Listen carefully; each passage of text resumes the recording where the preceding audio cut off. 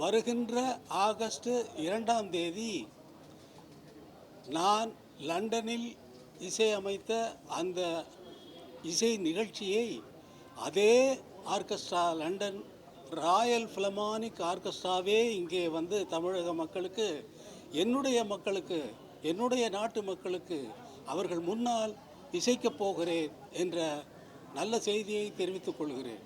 அதற்கு முதல்வர் அவர்கள் தெரிவித்த வாழ்த்து செய்தியை இங்கே படிக்கிறேன். நாட்டுப்புற இசை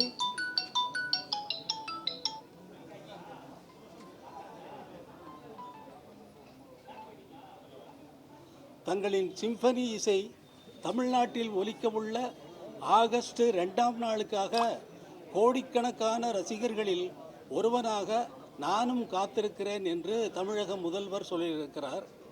நேற்றும் இன்றும் என்றும் தங்கள் இசை ராஜாங்கத்தின் ஆட்சிதான் என்றும் முதல்வர் சொல்லியிருக்கிறார்.